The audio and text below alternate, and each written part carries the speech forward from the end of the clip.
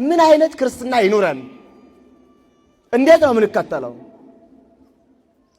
እንዳንገስጽ እንፈራቸዋለን፣ እንዳንናገር ይጨንቀናል፣ ዝም እንዳንልም ያስጨንቀናል። አሁን ህልውና ነው። የመኖር ያለመኖር ጉዳይ ነው።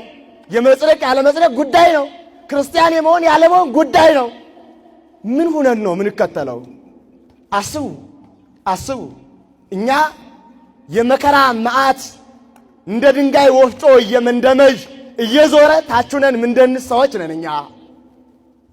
እኛ የቤተ ክርስቲያን ጥፋት ታች ላይ እየጮኸ እየዞረብን እኛ እናወራለን። አሁንም አይገባንም።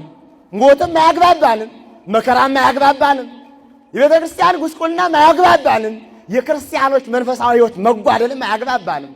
በየቤታችን ይጠፋብናል። ወዴት መሄድ እንዳለብን አቅጣጫ አናይም። ሁሉን ትተን ተከተልንህ። እንዴት እንከተለው?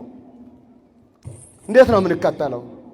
ትናንት ነበርን ዛሬም አለን። እንዲህ ነው የምንቀጥለው ወይስ ለውጥ እናመጣለን? ታላቋን ቤተ ክርስቲያን ትንሽ አድርገን እንቀጥላለን? ዋጋ የተከፈለባትን ያለ ዋጋ ጥለን እንቀጥላለን? ወይስ ቤተ ክርስቲያንንም እኛ ሰው ሆነን እናስቀጥላለን? ምንድን ነው የምናስበው? ኦርቶዶክሳውያን ምዕመናንና ምዕመናት ቅዱስ ጴጥሮስ ይህንን ቃል ነው የነገረው። ልብ በሉ። ወደፊት ዛሬ አቡነ አረጋዊን አክብረናል፣ ወደፊት ግን ላናከብራቸው እንችላለን። ለምን? ከሮም ስለመጡ ሮማዊ ስለሆኑ ኢትዮጵያዊ ስላልሆኑ እዚህ ሀገር ታቦት ጽላት አያስፈልጋቸውም እንደማንላቸው እርግጠኛ አይደለሁም። እንላቸዋለን። ተጋብቶብናል፣ ክርስቲያን ነን እንላለን፣ ግን የለንም። ብዙዎች የለንም፣ አይስማማልንም። እንዴት ከማን ጋር መኖር አናቅም።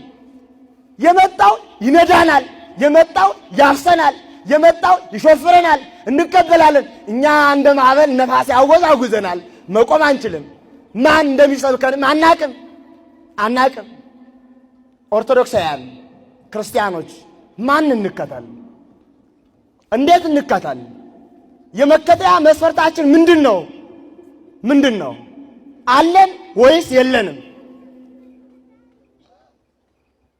ሁሉን ትተን ተከተልንህ። ልብ በሉ ኦርቶዶክሳውያን ክርስቲያኖች ነፍስና ሥጋ ያለን ከአራቱ ባህርያት የመጣን በመልኩና ባሪያ የፈጠረን እሱ እንድንመስል የጠራን ሰው የሆነልን ሥጋውን የቆረሰልን ደሙን ያፈሰሰልን እንድንመስለው ምሳሌውን የሰጠን ምሰሉኝ ያለን ምንከተለው ያለን ተመልከት ዓላማህን ተከተል አለቃ እንዲባል አለቃ ክርስቶስ ያለንን ግን ማን ነው እኛን የሚያጮኸን? ይታየናል። የተሰቀለው ይታየናል። የቅዱሳን ፍኖቱ የሄዱበት ይታየናል። ስለ ምናኔው ስለ ሰማዕትነቱ ይታየናል። እኩሌቶቹ በባህር የተጣሉ፣ እኩሌቶቹ ከገደል የተወረወሩ፣ እኩሌቶቹ በሰይፍ የተመተሩ፣ እኩሌቶቹ በረሃብ ያለቁ፣ እኩሌቶቹ እንደ አግናጤዎስ ለአንበሳ የተሰጡ አሉ። ይታዩናል። የሚታየን ነገር አለ እኛ ውስጥ የለም። አገልግሎት ስራ እኛም ቤት ላይ ያለው መቀደስ ማለት መቆም፣ ማስተማር፣ እንዲህ ማለት መባረክ ስራ ሆነ፣ ህይወት አይሆንም። እናንተም እዚያ መድረስ እዚያ መሆን መዘመር ምናምን ስራ ሆነ፣ ህይወት አይሆንም። ህይወት ካላደረግነው ቤተክርስቲያን አትመለስም። ድንበር ማጥፋት ይጠይቀናል። ምን ማለት ነው? ሁለንተናዊነት፣ ኦርቶዶክሳዊ እይታ በሁሉ ነጸብራቅ ከሌለን ቤተክርስቲያን እንደ ክርስትና መቀጠል አችልም። ሁሉን ትተን ተከተልንህ። አበው ቅዱሳን ያልተውት ምን አለ? እኛ ጥቂቷን ጎሰኝነት አልተው ብለን ጥቂቷን ልማዳዊነት አልተው ብለን ቤተክርስቲያን አላስጠቃንም። ሁሉን ትተው የተከተሉ አሉ። እኛ በጥቂቱ ምን በረዛለን? አው ልማዳችን፣ የግል ፍቶታችን፣ የግል እይታችን፣ ፈቃዳችን ካልሰረጸ ብለን ቤቱ ላይ ካላረፈ ብለን በየሁኔታው እንደኛ ቤት ሁከት የጸናበት አለ። በሰንበት ቤት ሁከት አለ።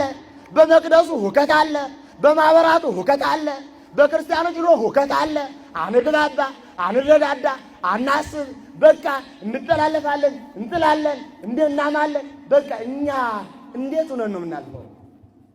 ኦርቶዶክሳውያን በጣም ይቅርታ። መተው ያለብንን ሳንተው እንዴት ነው እንለፍ ምንለው?